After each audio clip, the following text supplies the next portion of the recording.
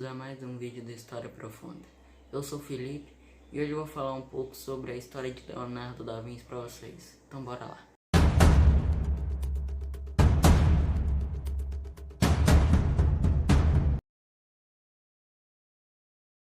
15 de abril de 1452, o velho notário Messer Antônio da Vinci escrevia no livro, onde era uso assinalar todos os dias os eventos da família. Nasceu um meio-neto, filho de Ser Piero, meu filho, e recebeu o nome de Leonardo, nascido de Catarina, criada de estalagem. Leonardo encontrou na família da Vinci amor e consideração. O menino cresceu belo, inteligente, mas meio esquisito. Aprendeu a ler e escrever com a avó paterna. Teve ótimos mestres, os quais se encontravam por vezes embaraçados com agudas perguntas que aquele menino se dirigia a eles. A matemática apaixonava Leonardo, tanto quanto o desenho, e sua linguagem clara e precisa parecia prover mais de um homem do que de uma criança.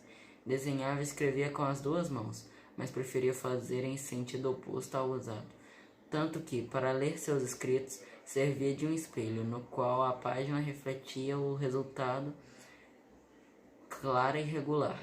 Usaria este método para manter secreta ou pelo menos dificultar a leitura de suas páginas. Talvez assim, se pensarmos quanto foi sempre tão fechada e misteriosa a alma de Leonardo. Mas dentro daquele temperamento introvertido, bailavam sonhos imensos e floresciam pensamentos gentis. A família da Vinci mudara para Florença. Eram tempos de máximo esplendor artístico para a cidade, no qual os mais excelsos engenhos trabalhavam e criavam obras imortais. Sem que ninguém soubesse, o adolescente modelava na argila figuras humanas e animais que depois os desenhava. Sobre certos livrinhos encadernados, ele ia fixando estudos e projetos para modelos de alavancas e cabrestantes, para a arquitetura de edifícios, para escavações destinadas a canais de irrigação, para mecanismos úteis na arte de tecer. Um dia o pai de Leonardo conseguiu apoderar de um desenho executado pelo filho, em preto e branco, com a ponta do pincel e zelosamente ocultado de todos. Levou a um dos mais famosos artistas que viviam em Florença, Andrea di Cione.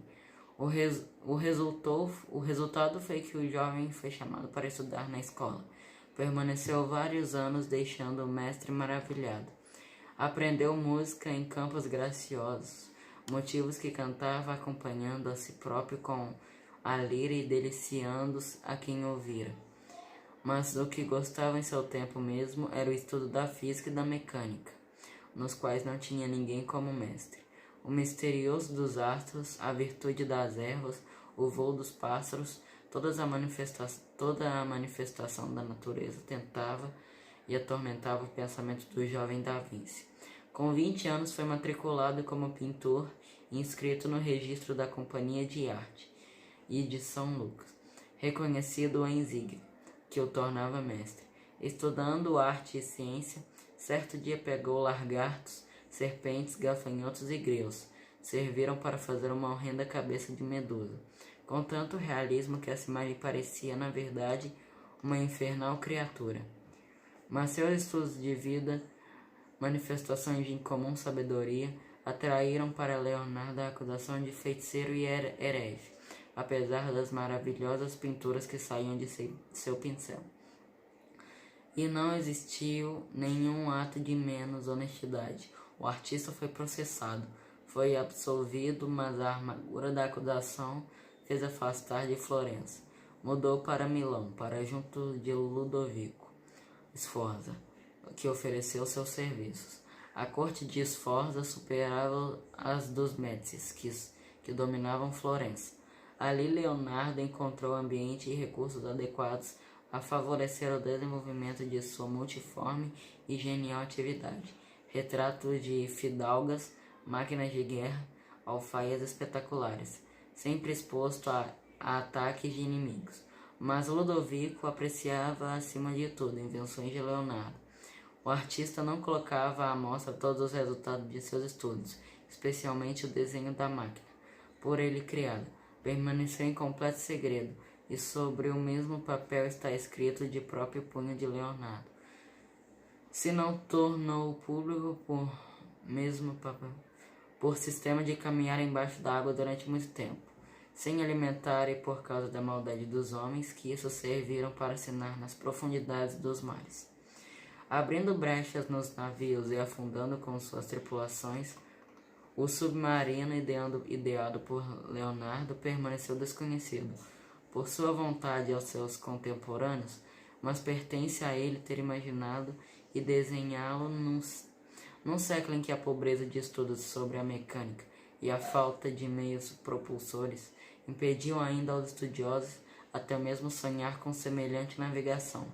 Mas o intelecto dele costumava levar por todos os recantos do universo, no invencível desejo de conhecer tudo, conhecer o espaço imenso que circundava a Terra. Ver o transpolo voar, a mais longínqua lembrança permanecia na mente de Leonardo. Desde sua remota infância, era um estranho sonho que tivera. Sonhou ainda criança e nunca mais esqueceu, com um enorme pássaro que, voando por sua pessoa, batia-lhe repetidamente com a cauda na boca. Percebia agora homem um presságio do destino, uma ordem de desvendar algo que a humanidade ainda nem pensava, o voo humano. Deveria existir um meio de imitar as asas que permitiam os pássaros erguer do chão e vagar à vontade pelo ar. Leonardo dedicou meticulosos estudos e pacientes a cálculos habilissimos, traçou projetos sobre projetos, idealizou um aparelho no qual o homem deitado poderia fornecer a força necessária para erguer o solo e dirigir. As asas seriam movidas pelos braços e o leme pelo pescoço, na igreja Santa Maria em Milão.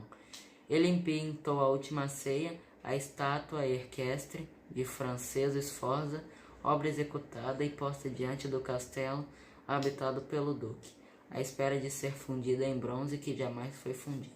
Tempos duros e tristes se aproximavam. O rei da França, Luís XII, reivindicou os direitos sobre Milão, e tais direitos ele os quis fazer valer, invadindo a Itália à testa de um exército. Em breve os invasores estavam de posse de Milão, e a cidade sofreu saques e violências de toda a sua corte. E também a bela estátua de Francesco, modelada por Leonardo, serviu de tiro ao alvo para os soldados. Leonardo foi para Veneza, depois voltou para Florença, onde se dedicou a edificar magníficas residências para os ricos mercadores que encomendavam. Naquele tempo vivia indo para um lugar e para o outro, sempre acompanhando seus discípulos prediletos, Salaino, Marco e Boltrafio, que o seguiam desde Milão. Por encomenda de César Borgia, o duque Valentino inspecionou, na qualidade do arquiteto e engenheiro geral, todas as fortalezas de estado pertencentes ao príncipe e se viu envolvido na guerra. Em seguida, foi de onde, entre outras obras, pintou o retrato da Madonna Lisa del Giocondo. Essa pintura admirável, que Vasari diz que não foi feita de cores, mas sim da própria carne, tal sua impressão de realidades, os Médicis foram expulsos do poder de Florença, e o magistrado, chefe da república que lhe sucedeu, incumbiu Leonardo de reproduzir o episódio da Batalha de Anghiari, na sala do Conselho Maior no Palácio Vecchio. O soberbo afresco executado por Leonardo acabou, porém, em ruínas. Leonardo, já no declínio dos anos, foi chamado a Milão em 1507 pelo rei Luís XII, que ali dominava. E Leonardo teria retomado o trabalho na cidade que amava como a segunda pátria.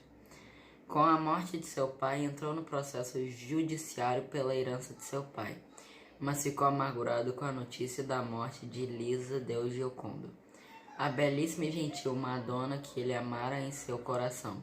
Dela só restava a imagem a Gioconda, o mais célebre e admirado quadro que mãos humanas poderiam criar. Voltou à Lombardia e estudou ainda mais em física e anatomia. A guerra deflagrada entre o Estado da Santa Liga e a França obrigou a sair de Milão de vez. Foi para Roma que realmente o centro intelectual de Mudomas. Foi acusado de esquartejar e profanar cadáveres. Efetivamente de Leonardo ir aos hospitais. A fim de realizar seus estudos prediletos de anatomia, para isso teve a licença de Summo Pontifício e a acusação foi revogada. Uma paralisia o atacou e imobilizou o braço e perna direita. O artista podia desenhar e escrever com a outra mão, mas não pintar, pois sempre usou o pincel na mão direita.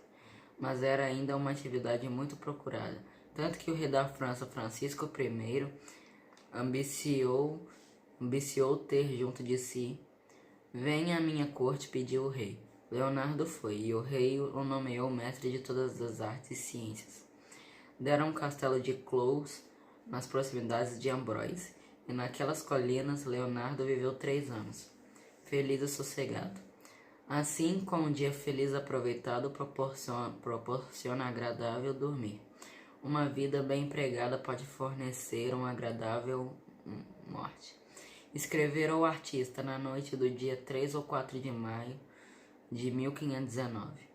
Ao lado do discípulo Francesco Melzi, deixou como herança seus manuscritos, divididos em códigos, álbuns, canhedos, verdadeiros tesouros de sabedoria, de ecripência, de intuição e de clarividência, que ainda hoje causam admiração aos estudiosos que os manuseiam.